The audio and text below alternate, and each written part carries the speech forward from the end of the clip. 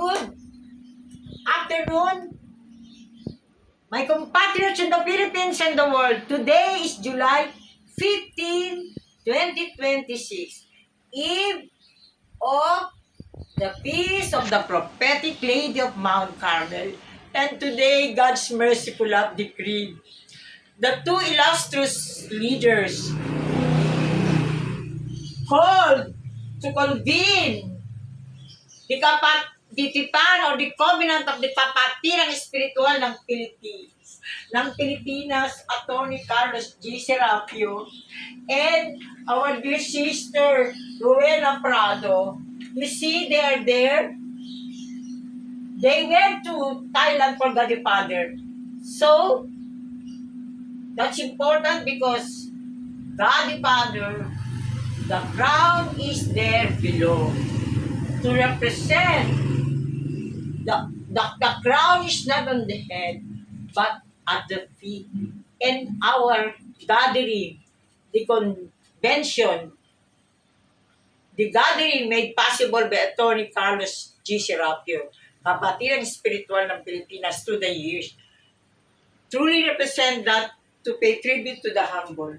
And now, this is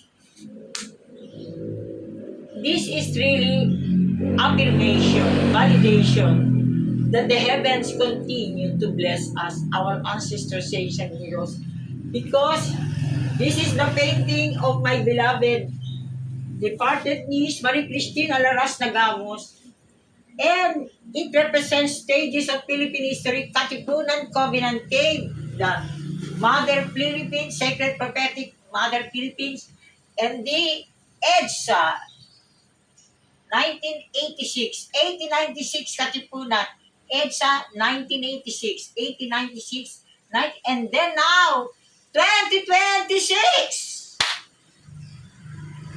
Katipan ng Kapatiran Espiritual ng Pilipinas, guided by the Ten Commandments, surrender to God's will, thy will be done. Now, the most important here is, my dear niece, Marie Cristina Laras Nagamos, said, first of all, it was Attorney Pablo Siliano III who came here upon the request again of my dear niece. And so, because Attorney Pablo Siliano III has an illustrious career, and for him to pay tribute to the kapatiran espiritual ng Philippines means great. And now the second illustrious leader to come here, so that it will really mark the triumph of what we've been doing. I know, dear Christine, you decide to make this humble home that we dilapidated humble home to be the center of St. Joseph Barangay Education for the Golden Filipino Civilization, Professor Dr. Sir Rizal and Dr. Ferdinand. We now realize, because now we have Attorney Carlos G. Serapio. Please come. Please hold this.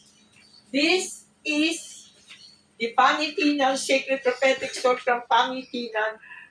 Attorney Carlos G. Serapio was able to go there. And this was first presented by Executive Vice UP System, the best of the Philippine system, Executive Vice President Jose Fernando de Alcantara. So now, this is the second time, and may please hold it because the success of the Pangitinan prophetic life will finally be realized. And again, Rowena put the crown there so that the triumph of our humble efforts, the gathering of the kapatiran espiritual ng Pilipinas, and most significant to is, this is the Presidential Covenant, the Sacred Prophetic Covenant marker of His Excellency, President Ferdinand Romualdez Marcos Jr., as inspired by Saint Teresa of the Child Jesus, Saint Joseph, Saint Padre Pio, on September 23, 2023. You see, this covenant marker I was able to bring in Luzon, Visayas, Mindanao, and above all, in France and Belgium on November 2025 to February 1, 2026. You see, ito na po ang pagsusulit. Mga kababayan, punong-puno na po tayo ng pag-asa at kaligayahan. Dahil kahit hindi natin alam, may nabubuong liwanag sa gitna ng kadiliman. Masusunod na po ang matagal ng cry o paghibik ng mahal ng bayan at ng mahal na birhen na bigyan ng pagpupugay, papuri ang mga mumuntiban hamak na kabatiran ng Pilipinas. Sapagkat hindi po tayo magtatagumpay hanggat hindi sinasagot ang panawagan nila. Sa bawat sektor, sa simbahan, sa paaralan, sa pag-aaral, edukasyon, pamamahala,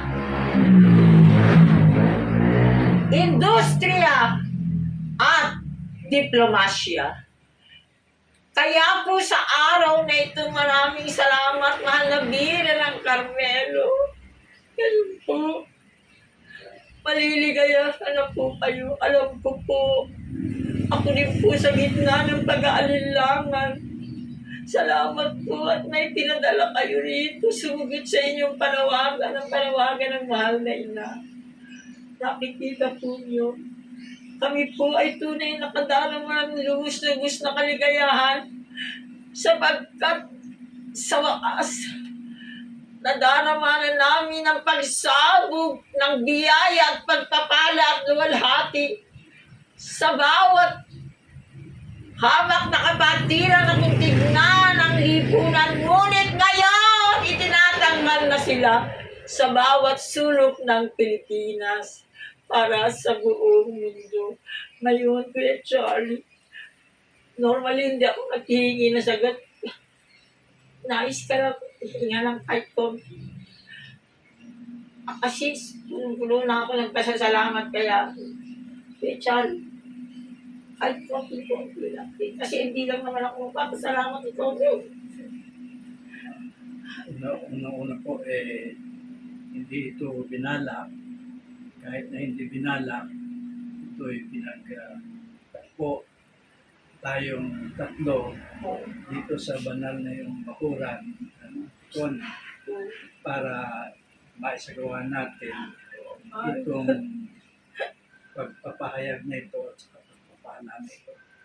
Kaya, Tikoni, una sa iyo ko nagpapasalamat at siyempre sa gumagamit sa iyo Mga tayo, di ba lahat? na nakadakilang lumalang Kamikhan, ng ating Panginoong Jesus, ang ating Tatay ng Birhen, para na sa gayon sa pamamagitan simula sa salita, na salita ay nagkaroon ng mga katawan sa pamamagitan ng iyong mga banal na gamit na naririto, mga salita, maging ang larawan na ginawa ni Tin na ating inaalala sa ngayon.